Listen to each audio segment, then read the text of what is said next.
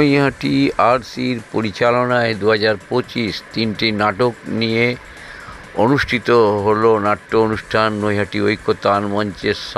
এরকম খবর যদি আরও দেখতে চান তাহলে অবশ্যই সাবস্ক্রাইব করবেন। শ্রী দেবাশিস সরকার মহাশয়কে আমরা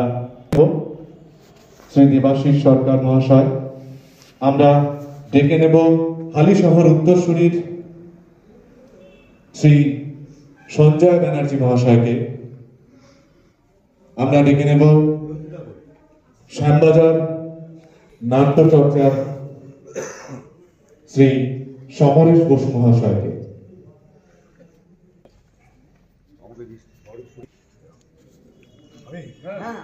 প্রদীপ প্রজ্বলনের আজকের নাট্য সন্ধ্যার শুভারম্ভ আমরা করছি। প্রদীপ প্রজ্বলন করছেন শ্রীকুমার ভট্টাচার্য মহাশয়, সঞ্জয় ব্যানার্জি মহাশয়, সমরেশ বসু মহাশয় এবং আমাদের সকলের প্রিয় অভিনেতা বাবলু চক্রবর্তী মহাশয়, বাবলু চৌধুরী মহাশয়। একটু বরণ করে নেব।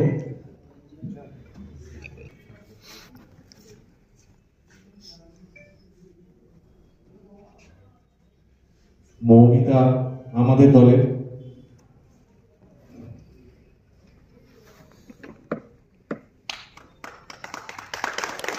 উত্তরীয় পরিয়ে সম্মাননা জ্ঞাপন করছেন।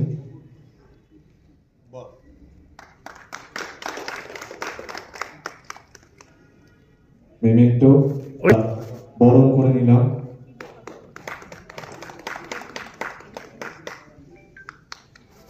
উপস্থিত হয়েছেন শ্রীকুমারদার ব্যস্ততার সময় থেকে আমাদেরকে সময় দিয়েছেন। সরকারি অনুদান ছাড়া থিয়েটার করা সম্ভব হয় কিনা, শুধু কি সরকারি অনুদান পাওয়ার জন্য থিয়েটার, নাকি থিয়েটার করার জন্য সরকারি অনুদান? এটাই আজকের আমাদের বিষয়বস্তু এবং সেই বিষয় নিয়ে আজকে আমাদের আলোকপাত করবেন। সেই বিষয়ে শ্রীকুমারদা, আমি সরাসরি মাইক তুলে দেবো শ্রীকুমারদার হাতে। বিরাট দায়িত্ব দিয়ে গেল সবাইকে।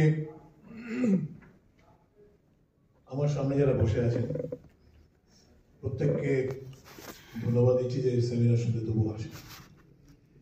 আমাদের নিজেদেরও অভিজ্ঞতা আছে যে এই প্রোজাইক কাজটা আর কি, এই কাব্যিক কাজটা মানে গদ্যের কাজ কপি করা, তবু এটার প্রয়োজনীয়তা আছে। আর যারা আয়োজন করেছেন তাদেরকেও ধন্যবাদ দিচ্ছি।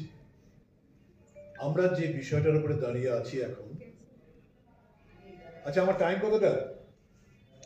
আধা ঘন্টা। আচ্ছা একটু সাউন্ডটা বাড়াও না, সাউন্ডটা কিন্তু কম আসছে। আমি যে বিষয়টা নিয়ে বলতে চাইছি সেটা হচ্ছে যে থিয়েটারের জন্য সরকারি অনুদান নাকি সরকারি অনুদানের জন্য থিয়েটার। অনেক কথা আসে, থিয়েটার কথাটা কিন্তু কম। যেটাই বলি না কেন ওখানে যদি যারা অঙ্ক করে তারা জানে কমন ফ্যাক্টরটা কি এখানে থিয়েটার। বিভিন্ন জায়গায় বলতে বলতে হয় থিয়েটার মানে কি, ড্রামা মানে কি, নাটক মানে কি। তো সে পার্টটা অন্য সময় আলোচনা করা যাবে। থিয়েটার মানে একটা মিলনস্থলকে থিয়েটার বলি আমরা, যেখানে সবকিছুই একটা জীবন্তভাবে মানুষের কাছে পৌঁছে যায়। আমরা একটা বিষয় খুব অবাক লাগে যে এই বিষয়টা নিয়ে সাহস করে বলতে চাই না, বা বললেও রেখে ঢেকে বলার চেষ্টা করি। অনেকগুলো ফ্যাক্টরের সঙ্গে কাজ করে। অনুদান ছাড়া থিয়েটার, এই জন্য ভাবাই জানা আছে। আমি অনেকের সঙ্গে কথা বলে দেখেছি, আমরা নিজেরাও ফেস্টিভ্যাল করি। অনুদান একবার বোধহয় পেয়েছিলাম, বাকি তাহলে অনুদানটা কোথেকে আসে? মানুষের কাছ থেকে আসে। মানুষ অনুদান বা দান থিয়েটারকে করবে কেন? সরকার অনুদান দেবেন কেন? কোন প্রতিষ্ঠান থিয়েটারকে বাঁচাবার জন্য আর্থিক সহযোগিতা করবেন কেন? অনেকগুলো কেন। সরকার তো আর এমন কোনো ব্যাপার নয় যে সরকার আজকে যে সরকার আছে কালকে সেই সরকার থাকবে, গণতান্ত্রিক পদ্ধতিতে পরিবর্তন হবে। তারা থিয়েটারটাকে বাঁচাবেন কেন? থিয়েটারে কি আছে? আমরা সেই দিক থেকে আলোচনাটা শুরু করি। একটা অসম্ভব শক্তিশালী একটা মিডিয়া হচ্ছে থিয়েটার, অসম্ভব শক্তিশালী, অ্যাটম বোমার চাইতেও অনেক বড়। একটা জাতিকে যেমন শেষ করে দিতে গেলে শিক্ষাটাকে শেষ করে দিলেই হয়, কোনো বোমা পিস্তলবাজি এসব কিছু করার প্রয়োজন নেই। শিক্ষাটাকে শেষ করে দিলে সেই জাতি শেষ।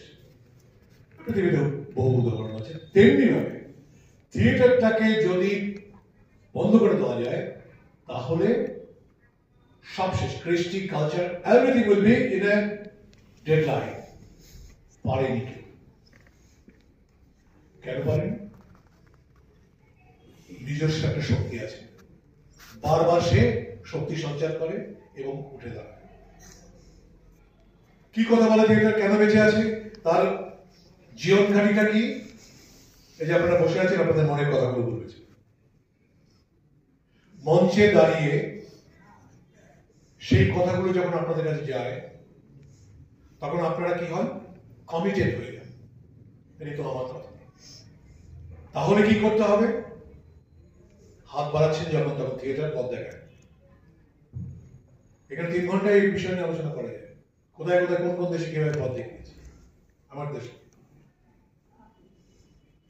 এটা আপনারা জানেন। এখানে যারা বসে আছেন দেখতে পাচ্ছি বেশিরভাগ থিয়েটার কর্মী। একটা বিষয় আমি বলতে চাইছি, সেটা হচ্ছে যখন সোফোক্লিস নাটকটা লিখেছিলেন, ইউরিপিডিস নাটক লিখছেন, যারা নাটকে আছেন ইতিহাস নিয়ে, নাটক নিয়ে কালচার করেন, বা আমার ছাত্র ছিল এখানে ইংলিশ মিডিয়াম বলছি, ইংলিশ নিয়ে পড়াশোনা করেছে, দেবাশিসের ছেলে, ও বুঝতে পারবে। এই ধরুন আজ থেকে 3000 বছর আগে, যীশু খ্রিস্টের জন্মের 400 বছর আগে নাটক লিখলেন ওইডিপাস। অনেক নাটক লিখেছেন, 3টি নাটক পরপর লিখলেন। ওইডিপাস দ্য কিং বা Oedipus Rex, number 2 Oedipus at Colonus, and number 3 Antigone. তাই তো? আজকে হচ্ছে আন্তিগোনি, কালকে হয়ে গেছে ওইডিপাস। তাহলে এই 3000 বছর পর নাটকগুলো করছিল লোকে। সেদিকে কোনো সরকার তাদের অনুদান দিয়েছিল না। সরকারের কনসেপ্টই ছিল না তখন। মানুষ দেখতে এসেছে। আর আমি গেছিলাম, আমি মনোনীতা গিয়েছিলাম ওখানে, একটা করেছিলাম, একটা যে foundation of the Greek treasury. তো ওরা পেপারটা অ্যাকসেপ্ট করে বলেছিল যে আপনারা চলে আসুন, প্লেন ফেয়ার ট্রেন দিতে পারবো না, একদিন থাকার ব্যবস্থা করতে পারবো। তো যাই হোক, কষ্ট সৃষ্টি একটা দলের সঙ্গে আমরা গিয়েছিলাম। সেখানে দেখলাম যেই জায়গাটা এই থিয়েটারগুলো হতো গ্রিস এথেন্সে, অ্যাক্রোপ্যালিস, সেটা রিপেয়ার হচ্ছে। আমরা ইথিওপিয়ার ছিলেন, বসনিয়া, বিভিন্ন দেশ থেকে কয়েকজন এসেছিলেন, আমাদের সঙ্গে থার্ড ওয়ার্ল্ড কান্ট্রির কয়েকজন ছিলেন। আমরা ভেবেছিলাম ওই জায়গাটা আমাদের করতে দেবে, সুন্দর। আপনি জানেন তো, অনেক ছবি এখন মোবাইল খুলে পেয়ে যাবেন। একটা পয়সা করলে উপরে সাউন্ডটা চলে যায়, খোলা মঞ্চ। কি অ্যাকোস্টিক্স, কি বিজ্ঞান আমি জানি না। তো সেখানে আমাদের যাওয়ার মানে অধিকার আর হলো না, অধিকার না, মানে কাউকে যেতে দিচ্ছে। তখন রাস্তায় দাঁড়িয়ে দাঁড়িয়ে আমরা বিভিন্ন দেশের থেকে অভিনয় করলাম। আমরা ওই দিবসে সেই মুহূর্তটা করলাম, যে মুহূর্তটা ওই দিবস বুঝতে পারলো তার মাতৃগর্ভকে সে কলঙ্কিত করেছে। চোখ দুটো অন্ধ করে বেরিয়ে গেল। আমি আর ওই দুজন মিলিয়ে করলাম। কেন কথাটা বললাম? অসংখ্য লোক যারা মানে ঘুরছেন আর কি, যারা বিভিন্ন দেশ থেকে এসছেন, তারা সব দেখতে এসছেন, টুরিস্ট, তারা দাঁড়িয়ে যে কথাগুলো বললেন আজকে সেই কথাগুলি বলতে চাই। এই থিয়েটারটা বাঁচিয়ে রাখুন, আমরা যারা রেখেছি। বসুনিয়া একজন বলছেন আমরা রেখেছি। ওরা প্রশ্ন করছেন আপনাদের গভর্নমেন্ট এটা করেছে? আমরা বললাম না, আপনাদের গভর্নমেন্ট কি এগুলোকে সহযোগিতা করে না? আমি বললাম যে সহযোগিতার অপেক্ষায় আমরা নেই, সহযোগিতা অবশ্যই করেন। বসুনিয়ারি একজন বলছেন যে আমাদের এই ধরনের নাটক করতে দেওয়া হয় না। আমি বললাম তাহলে করেন কেন? পাকিস্তানের একটা মাদিয়া গাওহারকে আমি এই প্রশ্নই করেছিলাম আমি যখন সেমিনারে ছিলাম, যে জাতি বিদ্বেষের ব্যাপারে ওখানে নাটক করতে দেয় না, তো আপনারা করলেন কি করে? বলে কি করে করলাম জানি না, মারধর খেয়ে করলাম। আমি যে আমাদের মারধর করতে হয় না, এই নাটক করতে গেলে দর্শকেরা নিয়ে নিয়েছে, দর্শকের কাছে আমরা আজও পৌঁছে যাচ্ছি। আজও আমরা যদি এখানে আবদিগণি করি, লোকেরা আসছে। সরকারের অনুদানের অপেক্ষায় তারা থাকে না। সরকার অনুদান দেবেন কেন, গ্র্যান্ট দেবেন কেন? বেশ, এবার সেই জায়গায় ঢুকি। একটা স্যাংশন হয়, এই টাকাটা এই পারপাসে ব্যবহার করা হবে। সরকার তো কতগুলো টাকা পান আমাদের কাছ থেকে, সেই টাকাগুলোকে আবার আমাদের কাছেই আমাদের ডেভেলপমেন্টের জন্য এগিয়ে দেন। আমাদের দেশে কি কি আছে? কালচারাল মিনিস্ট্রি রয়েছে, এনএসডি রয়েছে, গুরু পরম্পরা ইত্যাদি ইত্যাদি, আরো অনেক নাম টাম আছে। তারা সরকার, তাদের কাছে অ্যাপ্লিকেশন করতে হয়, তাদের পছন্দ হলে বা ক্রাইটেরিয়া ফুলফিল হলে তারা অ্যাকসেপ্ট দ্য গ্র্যান্ট। এই টাকাটা যখন আসে খুব সহজ হয়। রাজ্য সরকার তাই, কেন্দ্রীয় সরকার তাই। এবারে এই টাকাটা যখন সে দিচ্ছে, তখন আমি দাঁড়িয়ে একটা নাটক করলাম, যখন আমি দেদার গালাগালি করলাম সরকারকে, তারা দেবেন কেন? বেসিক প্রশ্ন। তারা দেবেন না। ভাবুন আকবরের কথা। আকবরের সময় নিশ্চয়ই মনে আছে নবরত্ন সভা, যেখানে তানসেন, যেখানে আমাদের বীরবল, আরো অনেকে অনেক, তাদেরকে নিয়ে উনি অশিক্ষিত হতে পারেন, কিন্তু শিক্ষার একটা আলাদা দিক খুলে দিলেন। কিন্তু বলে দিলেন, আমার অনুমতি ছাড়া এই প্রাসাদ ত্যাগ করতে পারবে না তোমরা। তুমি গান গাইবে এখানে বসে, সে অনেক মিথ আছে যে হঠাৎ বৃষ্টি এসে গেল, বৃষ্টি আবার চলে গেল, হয় এটা মনের ব্যাপার। শেক্সপিয়ারের ম্যাকবেথে যদি ভূত আসতে পারে, এইসব বিষয় নিয়ে চিন্তা ভাবনা তারা আকবর করেছিলেন, এটাকে বাঁচিয়ে রাখা দরকার। কিন্তু বাঁচাতে বাঁচাতে এই শিল্প যখন আমাকে খেয়ে, তখন সেই আতঙ্ক ওনার ছিল। যেমন আমাদের নীলদর্পণ, দেখুন আমি একটা যতটুকু মনে পড়ছে, 1860 সালে, হ্যাঁ 1860 সালেই নীলদর্পণ লেখা হয়েছিল। এই আমাদের নদিয়ার বাসিন্দা দীনবন্ধু মিত্র ইংরেজি নাটকগুলো দেখতেন, করতেন, ভালো লাগতো। নাটকের আঙ্গিকের মধ্যে তার ছাপ আছে, সেই আলোচনা অন্যদিকে। লিখলেন, ব্রিটিশ সরকার কিন্তু খেয়াল রাখলেন, দেব কি দেব না, to be or not to be, that's Hamlet. এই নাটক হলে কি হতে পারে, কি হতে পারে না, ওরা তো আরো অ্যাডভান্স। আমি তো বলছি 1860 সালের কথা, শেক্সপিয়ার 1616 সালে মারা গেছে। নাটক কি করতে পারে ওরা খুব ভালো করে জানেন, ওরা মস্কোকে দেখেছে বা দেখছে, ওরা কিন্তু বুঝে গেলেন এই নাটক কি কি করতে পারে। ঠিক তাই 61 সালে, হ্যাঁ 61 কি 62 সালে এইটা প্রকাশিত হলো। 60 সালেই প্রকাশিত হয়েছিল। এই প্রকাশ করেছিলেন জেমস লং, এই নাটক ছিল।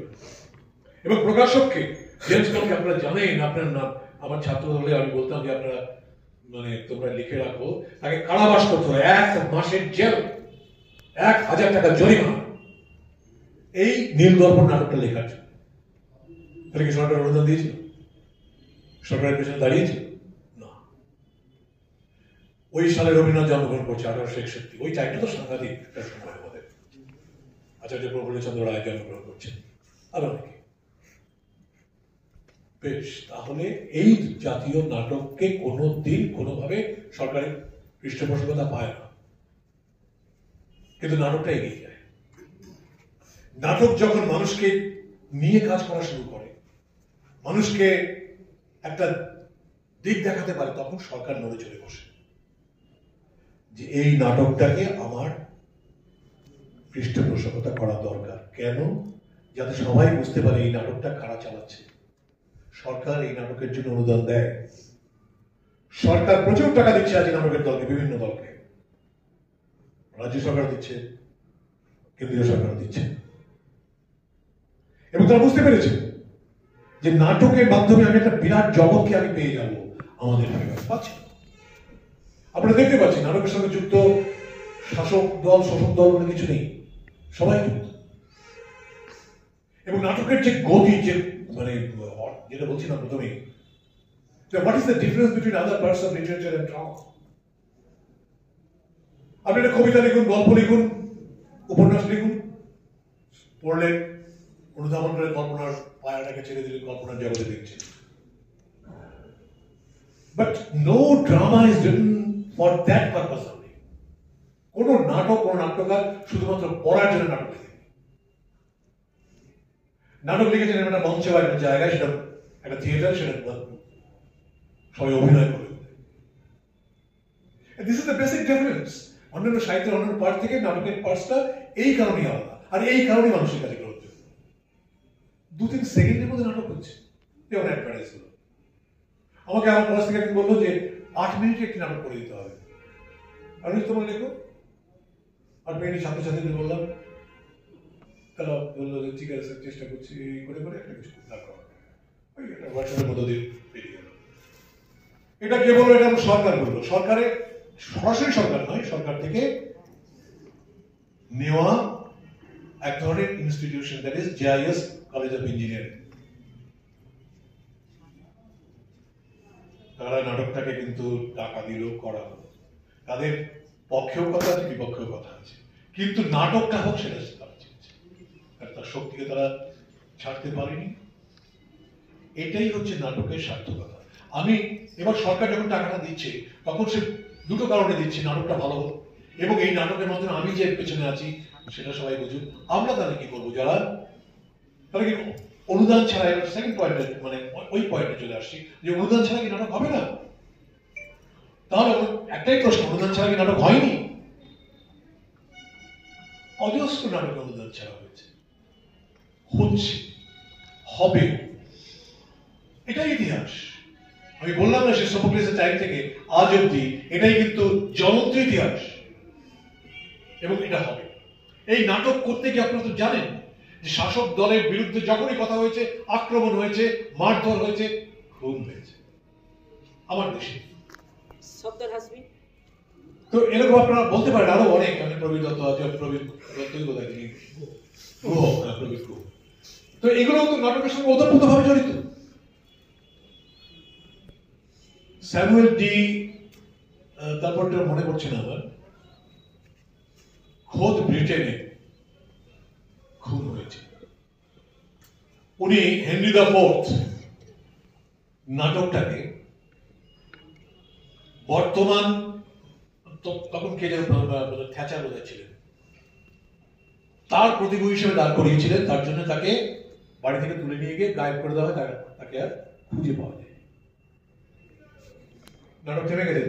সর্দারের স্ত্রী যখন তারপরে তিনি নাটক করেছেন, তার দল তারপরে তিনি নাটক করেছেন। এই অসীম শক্তিটাকে কেউ হারাতে চান না। সময় মেপেই আমি বলবো, এবারে এই অসীম শক্তিটা কি? এই চল নাটক করে আসি। আগে একটা সময় ছিল যখন একটু আড্ডা ঠান্ডা মারা, একটু খেলাধুলো করা, একটু পাড়ার রকে বসা, 2-4টে আতলামি করা, একটু মেয়েদের দেখে একটু টন করা, মেয়েরা আবার একটু সেই টনটাকে এনজয় করা, এসব ছিল। এখন কি চল নাটক করে আসি, এতই সোজা ব্যাপারটা, এতই সহজ। কি জানো, আমরা তো বুঝতে পারি। এখন দেখতে পাচ্ছি অসংখ্য নাটকের দল। শারদ উৎসবে একটা সেমিনার হয়েছিল, আমি সেখানে আমন্ত্রিত ছিলাম ঢাকাতে। সেখানে আমি বলেছিলাম, আমার পেপার সঙ্গে লেখা হয়েছিল, ডক্টর অনুরাধা কাপুর খুব অ্যাপ্রিসিয়েট করেছিলেন, উনি ছিলেন আমার সঙ্গে, যে পশ্চিমবঙ্গে অন্তপক্ষে 5 কিলোমিটার পর পর নাটকের দল পাওয়া মানে গ্রামীণ আমলে সব ঘটনা দেয়। তখন ছিল 40,000 দল ইন্ডিয়াতে নাটকের দল, উনি বললেন। এখন 60,000-70,000 দল হয়ে গেছে, খুব সহজে 1 লাখ দল হয়ে গেছে। তাহলে 1 লাখের দলের নাটক যদি 10টা করে তারা নাটক প্রযোজনা করে থাকে, এবার ভাবুন কত নাটক প্রযোজনা হচ্ছে এই স্বাধীনতার পর। স্বাধীনতার পরও বলবো না, 60-এর দশক থেকে। কোন ডেভেলপমেন্ট কি হয়নি মানুষের মনে? আমরা জানি আমাদের একজন রামকৃষ্ণ দেব, তিনি থিয়েটারকে ভালোবাসতেন। তিনি বুঝেছিলেন, তিনি ব্রিটিশদের মতো বুঝেছিলেন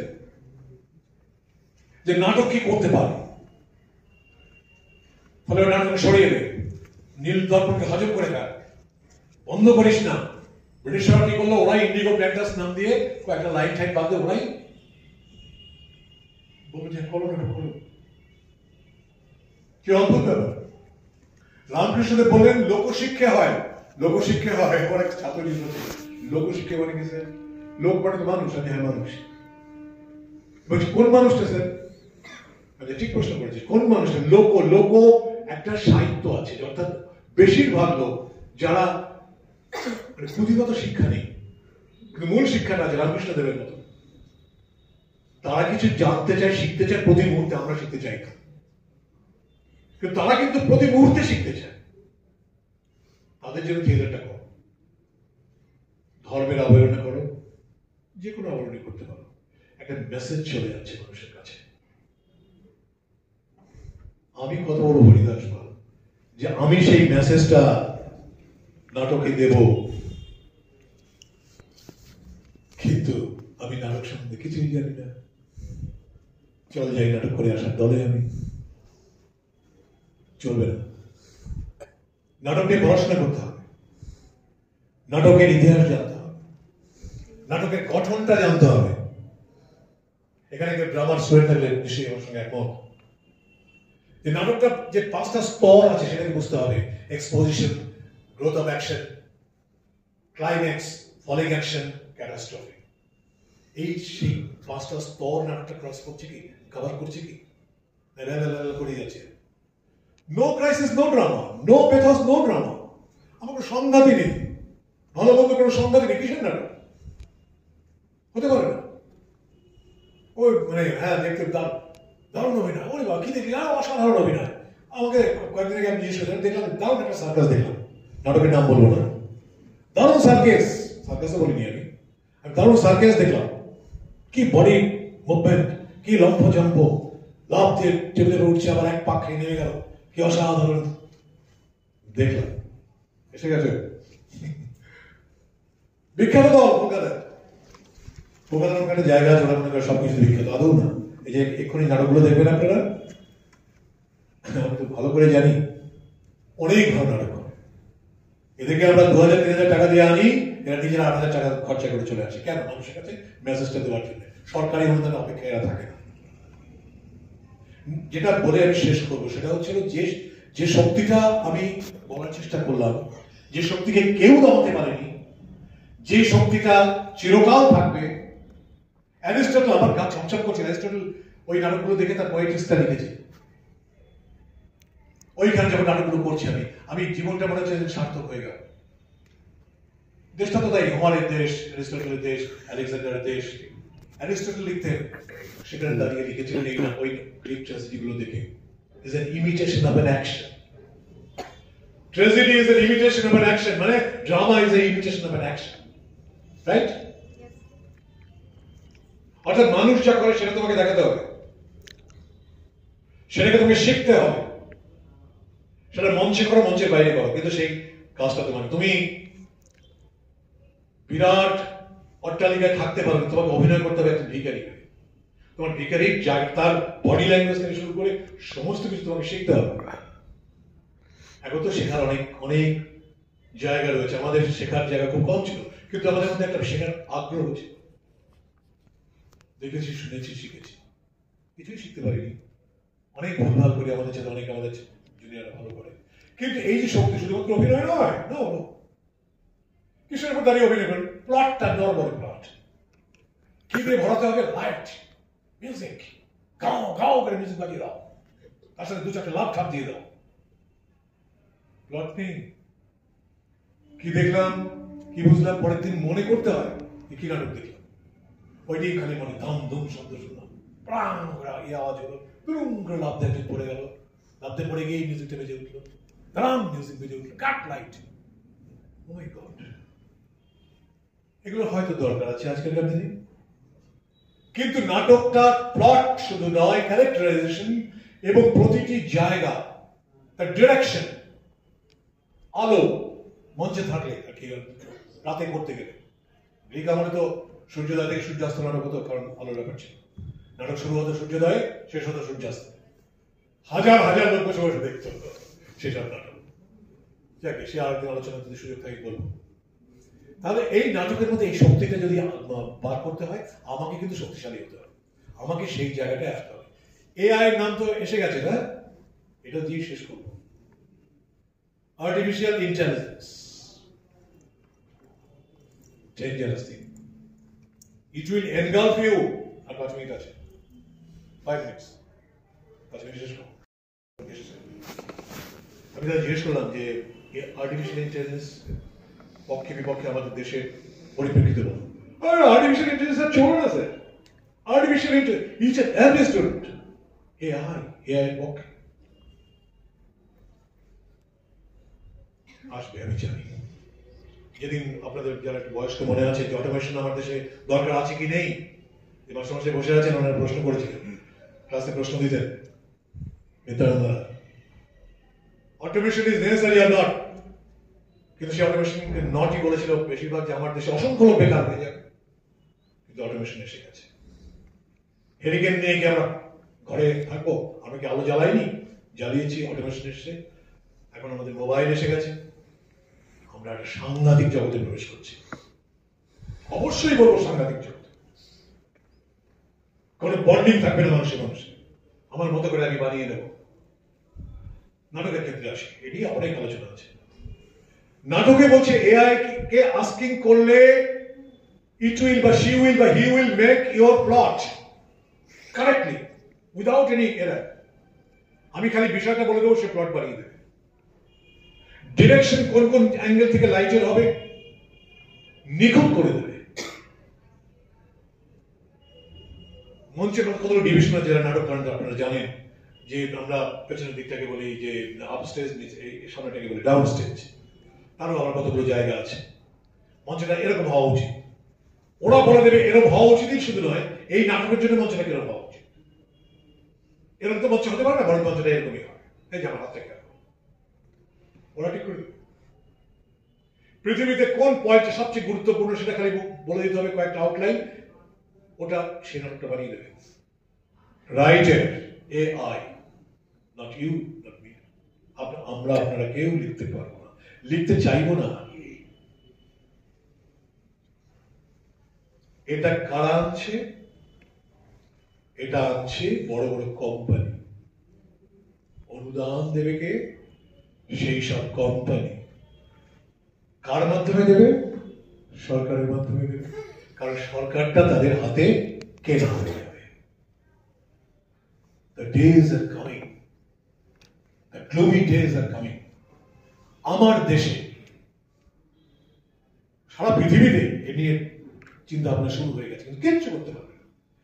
কিছু লোকের কাছে মানে সমুদ্রের চাইতে বেশি টাকা হয়ে গেছে, তো তারা এই জায়গাটা নেবে, তাদের পছন্দ মতো তারা লোকজন এআই এর মাধ্যমে ঠিক করবে, এবং তারা নাটক অবশ্যই চাইবে, সিনেমা অবশ্যই চাইবে, সমস্ত বিনোদন যা যা আছে তাদের ঘরের মধ্যেই চাইবে। কয়েকটা কোম্পানি আছে যারা অ্যাডভার্টাইজ দেয়, বলে যে আমাদের কথাগুলো অভিনয় করে জানাতে হবে।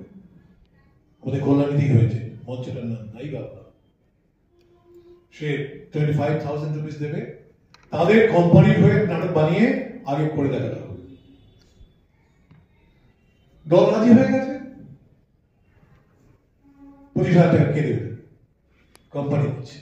তাহলে অনুদানটা এইভাবে আসে, সরাসরি সরকার না দিলেও সেই কোম্পানির সাথে সরকারের বিরাট ব্যাপার।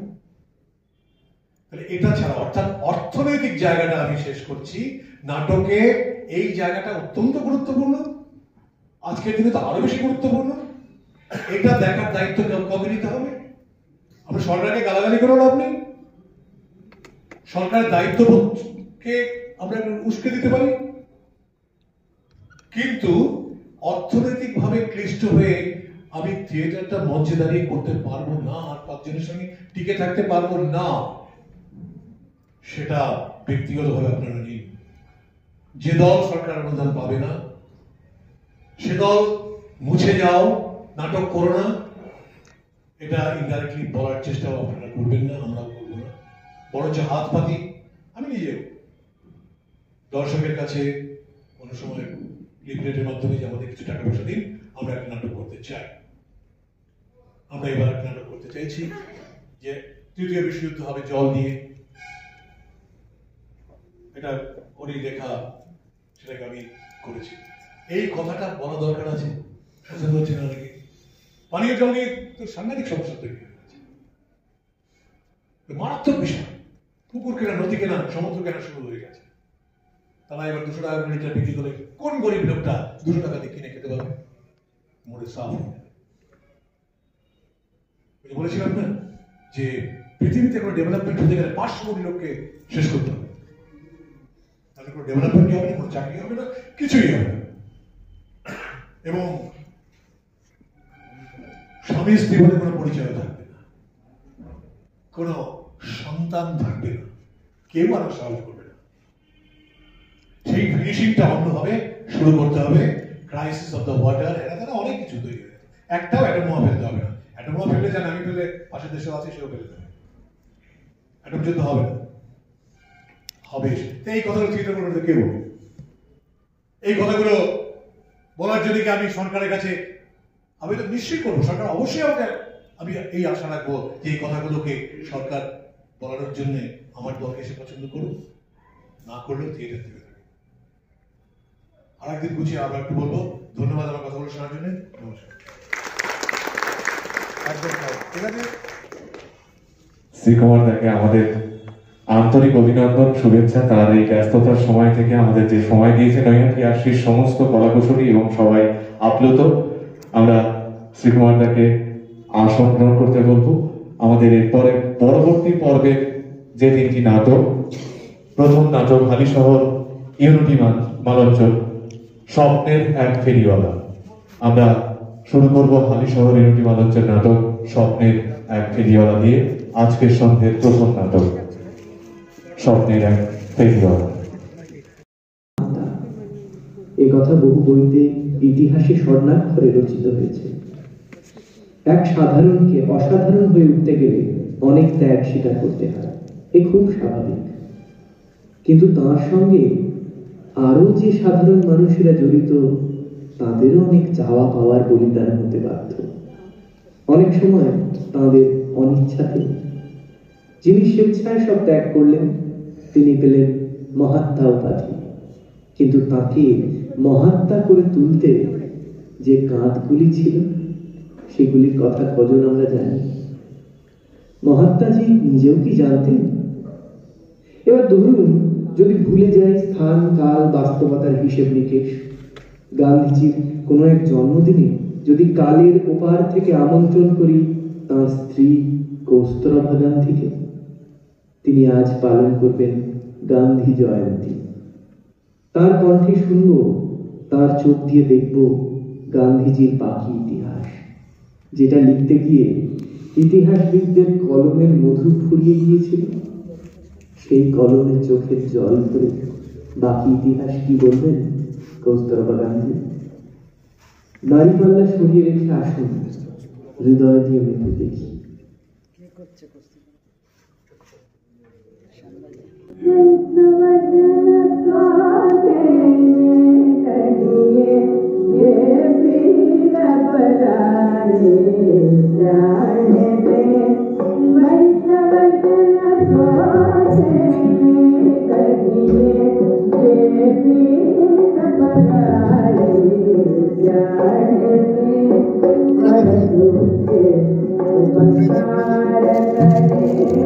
আমার না ওটাই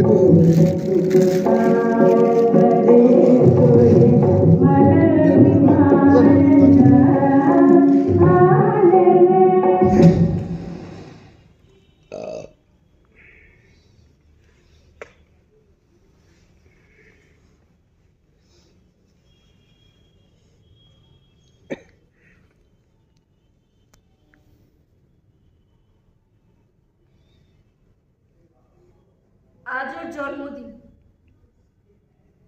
সারা ভারত আর কিছুক্ষণের মধ্যে মেতে উঠবে তাদের বাপুকে শ্রদ্ধা জ্ঞাপনের জন্য। শ্রদ্ধা তার প্রতি, যিনি এই পরাধীন ভারতবর্ষে দেখিয়েছিলেন সত্যের পথ। অসহায় মানুষদের অসহায়তাকে শক্তি হিসেবে গড়ে তুলে তিনি দেখান অসহযোগের পথ। সেও এক শক্তি। শ্রদ্ধা তার প্রতি, যিনি হয়ে উঠেছিলেন সমগ্র ভারতবাসীর আশ্রয়। দেশের পিতা,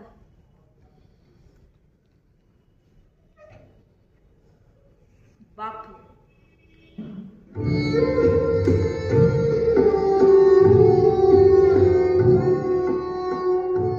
আমিও একদিন তাকে আশ্রয় বলেই দেখেছিলাম।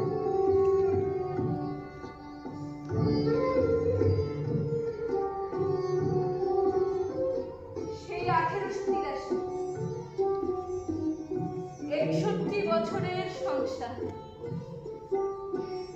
সেই আমাদের বিয়ে হলো। আমার বাবা গোকুল দাস মাখনজি আমার 7 বছর বয়সেই তো ওনার সঙ্গে আমার বাগদান সেরে এসেছিলেন। তাই তো 14 বছর বয়সে আপনাকে বিয়ে করতে হলো, নইলে আমার বইই গেছে।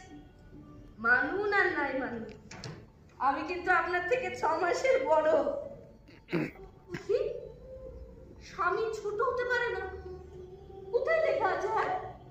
এই তো হয়েছে। আমি তর্ক করছি? না না, আপনি তো ভুল কথা বললেন। আপনি বললেন স্বামী ছোট হতে পারে না। আপনি তো আমার থেকে 6 মাসের ছোট বলুন। আমি তর্ক করছি না, আপনি করছেন। আপনি এমন বললে আমি কথা বলবো না, জান। লেখাপড়া জানি না, কাহিনীও খোটাতে, তার উপর প্রতি রাতে কড়া নির্দেশ, পড়তে বসতে হবে। কবেকার কথা, তখন না তিনি প্রত্যেকদিন রাত্রিবেলা পড়তে বসতেন, আর আমি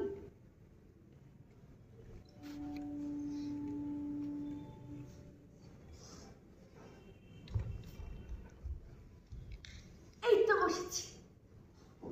বলুন কি পড়বো? কেমন করে পড়বো? আমি সত্যি পড়ছি, আপনি বিশ্বাস করুন। কি কঠিন পড়া, ভালো লাগে না, আমি কিচ্ছু বুঝতে পারি না। আমি অনেক পড়েছি, আমি আর পড়ব না। আমার গা ব্যথা করছে, আমি আর পড়বো না।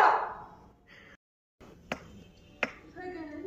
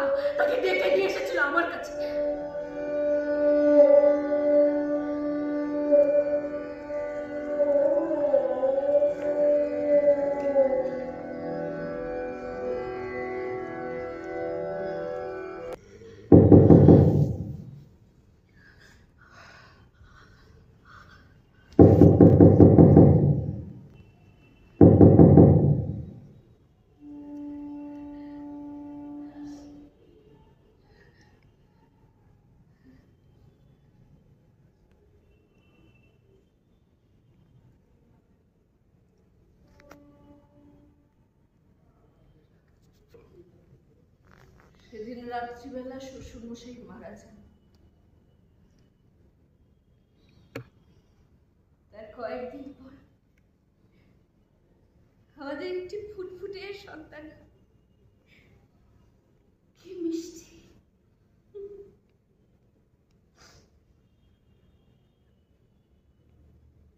দিন 4 পর সেও মারা যায়। ভাবছেন আজ আপনি অনুতপ্ত? আর কি হবে বলুন? যে সময় চলে যায় তা তো আর ফিরে আসে না। ধরে নিন না, সমগ্র দেশের পিতা হওয়ার আগে এ আপনার প্রথম সন্তানের বলিদান।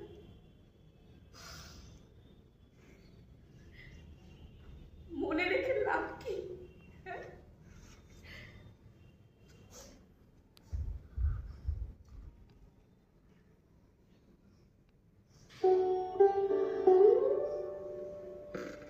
কি সুন্দর! এমন করে সুন্দর করে সেজে গুজে আমাকে ছেড়ে তিনি চললেন বিদেশে। না ফোন না চিঠি। তখন 1888 4 সেপ্টেম্বর আমার কোলে 3 মাসের হরিলাল। জানি না কেমন একটা পাথর হয়ে গেছিল। আমি না ওনার হাত দুটো চেপে ধরে বলেছিলাম, আপনি যাবেন না, আপনি শুনুন, আপনি যাবেন না, আপনি আমার কথাটা শুনুন, আপনি আমায় ছেড়ে যেতে পারেন না।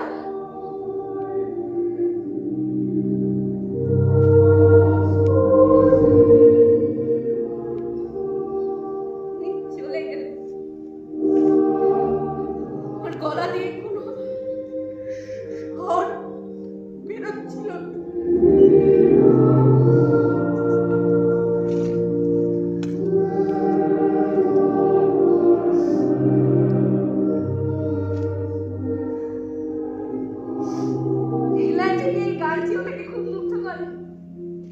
রঙিন জীবন, কম বয়স, কিন্তু পিতৃত্বের বোঝা, বাল্য বিবাহের কুফল তিনি বুঝেছেন। তাই তো এই কম বয়সে বিবাহ করার ক্ষেত্রে তার বিরোধ রয়ে গেল চিরকালের মতো।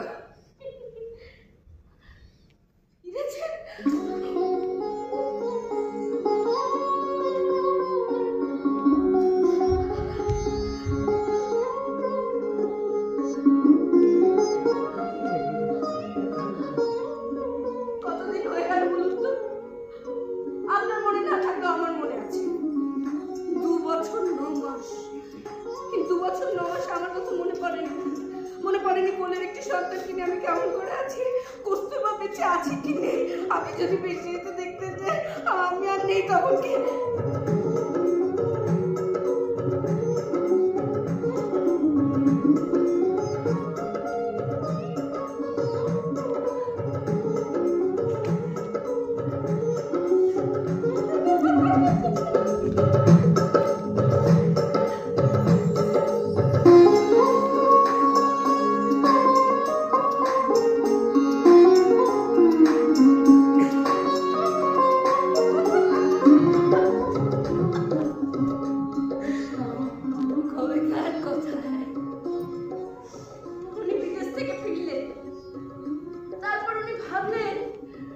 রাজকোট আর বোম্বে কোটে কিছু একটা করবে।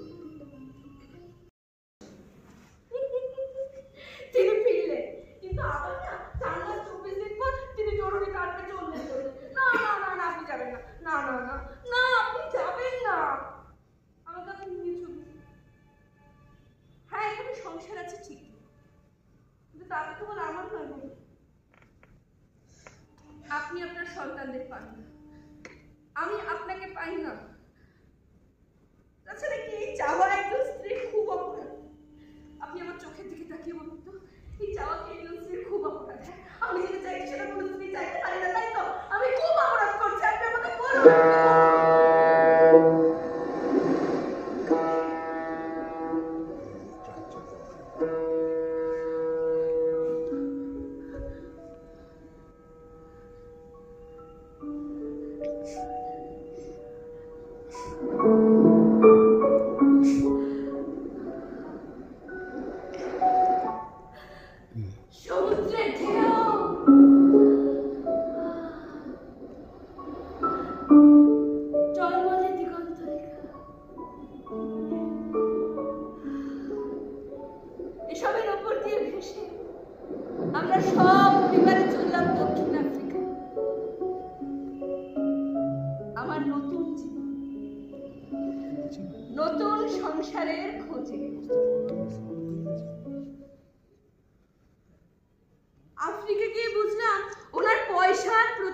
2 হয়েছে।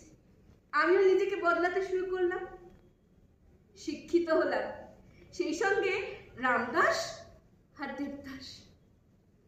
আমার আরো 2টো সন্তান হলো।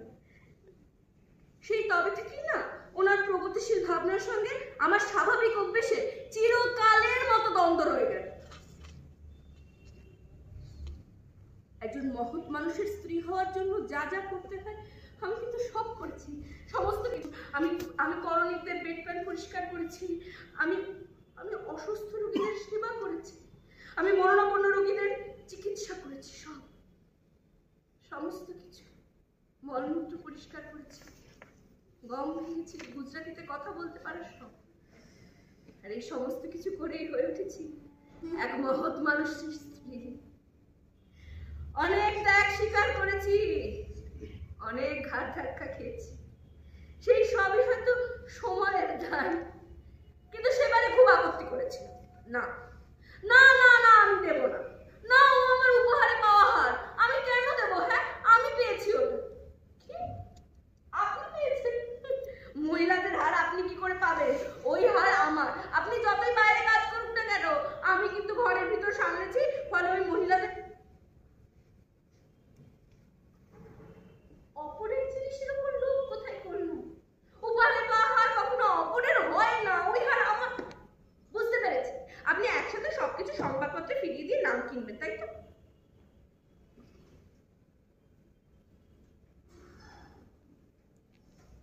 চার সন্তানের মা গয়না পরে না? কোথায় লেখা কথা? না আমি শুনবো না। না, 4 সন্তানের মা গয়না পরেনি। ঠিক আছে, আপনার যখন এতই আপত্তি, আমি ওই হার পরবো না। আমি ওই হার কিন্তু আমার সন্তানদের। কই গেলেন? উনি গিয়ে জিজ্ঞাসা করে বসলেন ওনার সন্তানদেরকে। সন্তানরা তো ওনার ভয় কিছু। ফলে জিত হলো মাহাত্মের। আমি সাধারণ মেয়ে, আমি মাহাত্মের কি বুঝি? যেমন বুঝিনি বয়কট আন্দোলনের সময় গোখেল জিত দেওয়া আমার একমাত্র সিল্কের শাড়ি আগুনে আহুতি দেওয়ার মধ্যে কত মাহাত্ম। কিন্তু এবারে আর কিছু বলতে চাই। সর্বক্ষণ মহৎ উদ্দেশ্য নিয়ে চিন্তিত যে মানুষ, তার স্ত্রী হয়ে তার রোগ আমাকে লাগবে না এ হয়? উনি জ্বলন্ত সিল্কের দিকে ব্যক্ত নয়নে চিঠি, হয়তো আমার কথা ভেবে, তাই না? তাই আমি ওনাকে গিয়ে বলেছিলাম,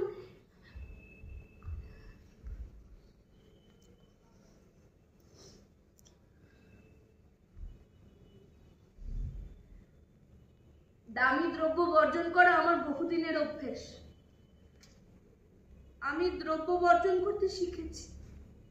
দামি গহনা থেকে দামি উপহার কিছুতেই তো লোভ রাখিনি, আমি মোহ রাখিনি। কিন্তু আমার সন্তানদেরকে বর্জন করা তো আমার পক্ষে সম্ভব ছিল না। সেক্ষেত্রে উনি একভাবে তাদের বর্জন করতে পারেন, ত্যাগ করতে পারেন, কিন্তু আমি পারি না। সেদিক থেকে আমি আপনার মতো মহৎ হতে পারিনি গান্ধীজি।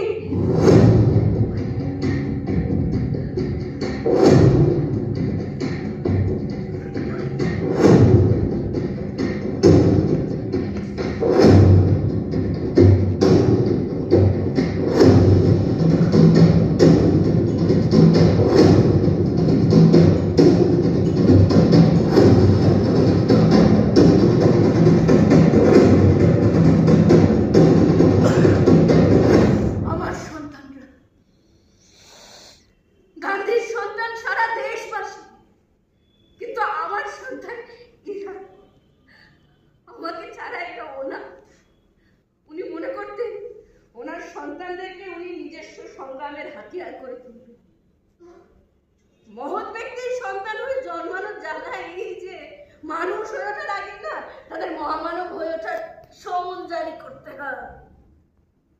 আমার সন্তানদের ক্ষেত্রেও তাই হয়েছে। তিনি মনে করতেন গুজরাটিতে কথা বলতে পারা, গম ভাঙতে পারা, মলমূত্র পরিষ্কার করতে পারা এগুলোই জীবনের সর্বোত্তম জ্ঞান। জীবনের অভিজ্ঞতা থেকে অর্জিত শিক্ষা প্রাতিষ্ঠানিক শিক্ষার থেকে ঢের বেশি, ঢের ভালো। তাই তো তিনি তার সন্তানদেরকে কোনো স্কুল কলেজেই ভর্তি করাননি। তিনি কিন্তু চাইলে 9 বছরের হরিলালকে ইংরেজি স্কুলে ভর্তি করাতে পারতেন, কিন্তু যাদের বিরুদ্ধে লড়াই তাদের স্কুলে ভর্তি করালে তো আর মান থাকে না, তাই না?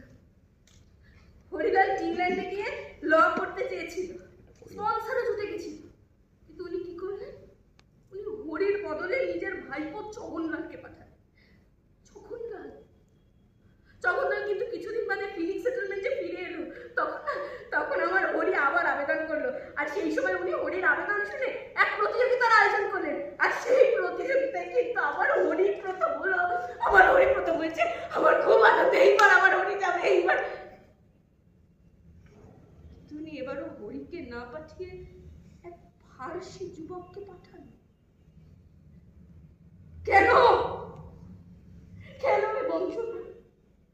হরি কিন্তু আপনার জন্য পরপর 6 বার মাসের পর মাস জেল খেটেছে, কিন্তু আপনার বিরুদ্ধে গিয়ে কম বয়সে বিবাহ করতে চেয়েছিল বলে আপনি ওকে ত্যাগ করেছিলেন।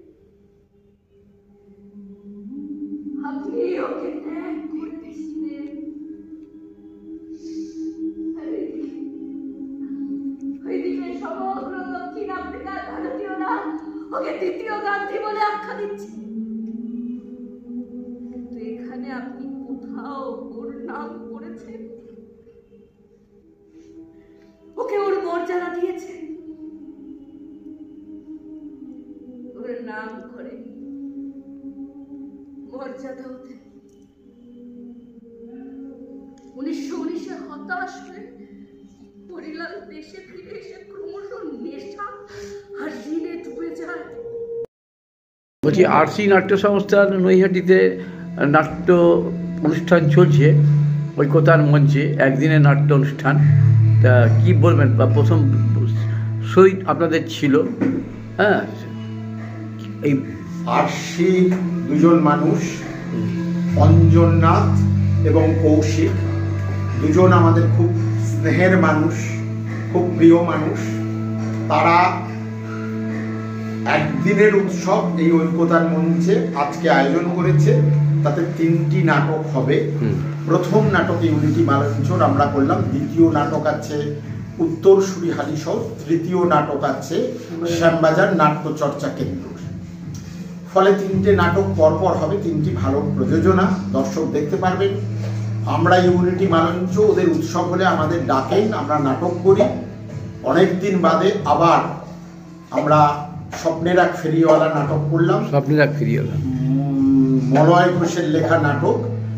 এই নাটক পরপর 2 বছর আগের নাটক, সেই নাটক এখনো চলছে। হৃদয় বিদারক নাটক, খুব ভালো, লোকজন খুব ভালো বলছেন এই নাটক। যেই মঞ্চে গেছি, আজকেও নাটক করলাম, দর্শকের উচ্ছ্বাস দর্শক প্রকাশ করেছেন, দর্শক এসে জানিয়েছেন তাদের ভালো লাগার কথা। একজন ব্যারাকপুর থেকে এসেছেন, তিনি এসেও বললেন খুব ভালো হয়েছে নাটক। সব মিলে আরসির একদিনের অনুষ্ঠান, তার আগে শ্রীকুমার ভট্টাচার্য আমাদের মাস্টারমশাই, তার সেমিনার ছিল, সেটাও লোকে শুনেছেন। সব মিলে একদিনের উৎসব বেশ ভালো হয়েছে। আমি আরসির সফলতা কামনা করি, ওরা আগামী দিনে আরো বড় করে আরো অনেক দিন ব্যাপী উৎসব করবে, এই বিশ্বাস আমার রয়েছে। আপনার নাট্য জুটি আর একজন আছেন বাবলু চৌধুরী, বলে দিন কি বলবেন? কি বলবো, একই কথা বলতে হয়। তবে আরসি নিজেরা নাটক করার পাশাপাশি যে অন্য দলগুলোকে নাটক করার সুযোগ করে দিচ্ছে, এর জন্য তাদের ধন্যবাদ। এবং তারা তো নিজেরাও একটা প্রযোজনা করে, বিভিন্ন জায়গায় গিয়ে প্রযোজনা করে, তারা যে আয়োজন করেছে বেশ ভালো লাগছে। আজকে নাটকটা করে অনেকদিন বাদেই স্বপ্নের এক ফেরিওয়ালা নাটকটা করলাম, মলয় ঘোষের লেখা, দেবাশিস সরকারের ডিরেকশনে, অল্প চরিত্রের নাটক। খুব ভালো লাগছে আমাদের শেষ পর্যন্ত। আরসির জয় হোক। আরসির যে অঞ্জন এবং কৌশিক, এরা আমাদের খুব প্রিয় পাত্র, প্রিয় মানুষ আমাদের। ওদের নাট্যোৎসবে আমাদের বরাবরই টিকে থাকে, আমরা নাটক করি, ভালো লাগলো আজকে। যাই হোক, আমরা নাট্য ব্যক্তিত্ব আর নাট্যকর্মী দেবাশিস সরকার ও বাবলু চৌধুরীর বক্তব্য নিয়ে নিলাম আমাদের তরফ থেকে। আপনার অশেষ শুভেচ্ছা রইল চ্যানেলের তরফ থেকে। বলছি যে আজকে যে নাটক নৈহাটি ঐক্যতানে যে অনুষ্ঠিত হলো, তোমার এই আপনাদের দলের নামটা? আমাদের দলের নাম উত্তরসূরি, হালিশহর উত্তরসূরি। যে নাটকটা আজকে করলেন আপনার আরসি নাট্য সংস্থার তত্ত্বাবধানে আজকে হলো পাপ নাটক। কিভাবে করলেন, কত রাত্রি করলেন এই অনুষ্ঠান? আপনার তো এর আগেও হ্যাঁ, এটা আমাদের দ্বিতীয় প্রদর্শন। হ্যাঁ, এটা আমাদের দ্বিতীয় প্রদর্শন। আমরা ওই আরসির আমন্ত্রণে দ্বিতীয় প্রদর্শন মানে ঐকতান মঞ্চে। এর আগে হালিশহর লোকসংস্কৃতি ভবনে আমরা একটা এই নাটকটা করেছিলাম। আচ্ছা, এটা আমাদের দ্বিতীয় প্রদর্শন। ঐকতানে প্রথম, কিন্তু আমাদের নাটকটার দ্বিতীয় প্রদর্শন এটা। হ্যাঁ, তো এই নাটকটা আমরা করলাম। এটা বাংলাদেশের মুক্তিযোদ্ধাদের নিয়ে এই নাটকটা ছিল, এবং আমি সেখানে পাঠ করেছিলাম একজন পাকিস্তানি মিলিটারি মেজরের পাঠ। তো যুদ্ধ যে খারাপ জিনিস, যুদ্ধ মানুষকে খুনি বানায়, যুদ্ধে মানুষের ক্ষতি হয়, এটাই হচ্ছে মূল বক্তব্য নাটকটা। যুদ্ধ দেশের মঙ্গল চায় না, কোনো যুদ্ধতেই কারোর ভালো মঙ্গল হয় না, কোনো কারোরই ভালো হয় না, দেশের নয়, মানুষের নয়, কারোর ভালো হয় না। এটাই হচ্ছে মূল বক্তব্য। সেটা নিয়ে আমাদের নাটকটা ছিল, আমাদের দ্বিতীয় প্রদর্শন ছিল। আপনার নাম? আমার নাম সুদীপ্ত ভট্টাচার্য, হালিশহরেই আমার বাড়ি। ধন্যবাদ। ধন্যবাদ। বলছি, আরসি নাট্য সংস্থার পরিচালনায় নৈহাটি ঐকতান মঞ্চে যে নাট্য অনুষ্ঠান আজকে অনুষ্ঠিত হলো এবং 3টে নাটক মঞ্চস্থ হয়েছে, কি বলবেন এই যে আপনাদের তত্ত্বাবধানে যে নাটকটা হলো আজকে? নাটক